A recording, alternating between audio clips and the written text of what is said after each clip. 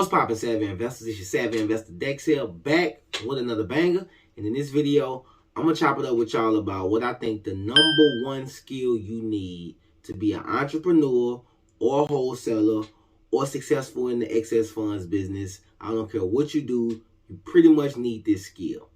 That skill is sales. Understand, sales is not all about selling a product per se or selling a service per se. Sales is more so a series of story that explains how you add value to said client or customer. That's all it is. So in this video, I'm gonna chop it up. Let me bring y'all over here to my computer. This is gonna be like a blackboard session. Let me know below in the comments if y'all like this style video. I just want to kind of change it up, give y'all something different to look at. Appreciate y'all for tuning in. Let's jump over to my computer. I'm out. So guys, now that we know sales is the most important component we need, the most important skill we need to start most any business, especially wholesale real estate or the overage business, let's talk about the 3 most important components that I think, in my opinion, we need to include in our sales process. Let's go. So the first thing I do is I qualify the prospect.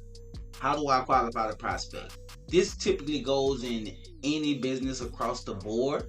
However, specifically talking about wholesale real estate, I qualify the prospect by asking a couple of questions. And the first question I like to start with, well, before we get in this Mr. or Miss Seller or Mr. or Miss Prospect, are you the final decision maker on this?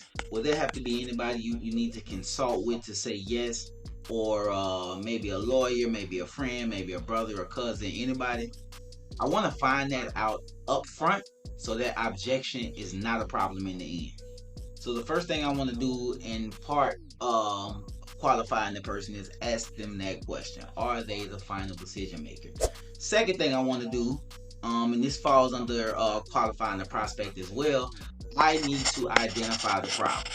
How will I identify the problem? Again, we're going to ask questions. So I asked them a question like, so if you and I wasn't talking, what would you guys have planned to deal with it? And they may say, deal with what? Well, deal with your property. I mean, well, we hadn't really talked much about it. That's kind of letting me know where they're at in their mind, you know, or if there's somebody else that they need to consult with. That's why I'm saying we. But that just lets me know where they are in their mind. So if I ask them, what were you going to do before I reached out? And they say, well, I really hadn't thought much about it. It lets me know they've been kind of sweeping it on the road. Now, assuming we know what the problem is, especially in real estate, we probably want to know what the problem is. If we're calling a foreclosure list or calling a lien list or absentee owner list, some of those lists are going to be a little harder to find the problem because there may not be a problem. I.e., if you go check out my last video, that should be somewhere on the screen up here. I'll put it up. I'm telling you to identify problems. So if we're identifying problems, we just need them to tell us the problem. We don't have to call and tell them that the house is in foreclosure.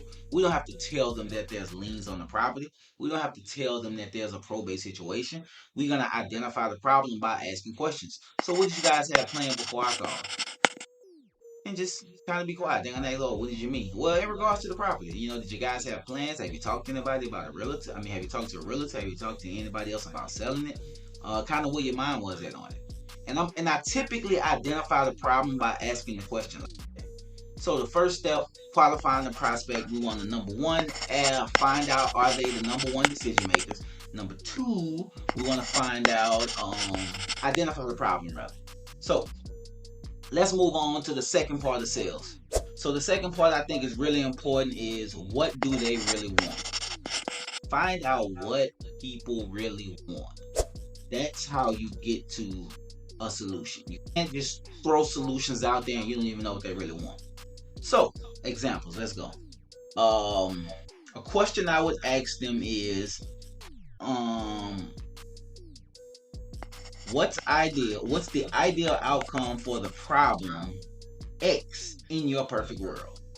So, problem X, again, let's assume that they told us above that, hey, you know, we hadn't really thought much about it.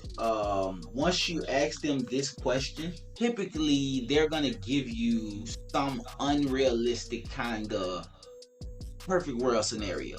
Well, a perfect world, we'll get $150,000 from the lotto and keep the property. Well, we obviously know that that's not gonna happen, but ideally, how do you see this coming out for you in your perfect world? And they're gonna tell you what they think. They're gonna say, hey, well, we'd really like to keep the property, or we'd really like to sell the property for X amount so we could do this, or we really just don't want to have the headache. They're gonna identify to you what the solution is.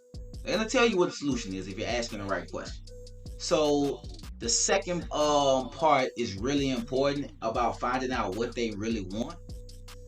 If you had that outcome, how fast would you be ready to move forward? If you had that outcome, how fast would you be ready to move forward? That is a very important question. So if they say, hey, I'd really like to stay in the property, I don't necessarily want to move. If they're really headstrong on that, your next question is, so if I figured out a way to maybe keep the property from going into foreclosure, or take care of these liens, or take care of this problem and keep you in the property, or keep you in possession of the property, that would be an ideal outcome for you. Yes, that would be an ideal outcome for me. So let's just say, what's the worst case scenario for you? What would you consider a worst case scenario? And a lot of times they would say something like, well, if I got to sell the property for dirt cheap, I might as well just not sell it at all. They may say something crazy like that. But it eventually circles around to them realizing the worst case scenario is losing the property and getting nothing for it, or losing the property, getting nothing for it, and it affects your credit score for the next 7 to 10 years. Specifically with foreclosure. If we're talking about liens, you're just gonna lose the property and get nothing out of it. And those liens continue to stack. It eventually goes to a sale, some type of sale, no matter what city you're in. They're gonna get rid. The city's gonna get rid of those properties at some point in time, and you get nothing out of it. So once you get them to realize what the worst case scenario is, and you also understand what they know, what they see the best case scenario is, you as the investor have to come up with the third part of the sales process, which is find a solution. Find a solution. If you're, how can I put it?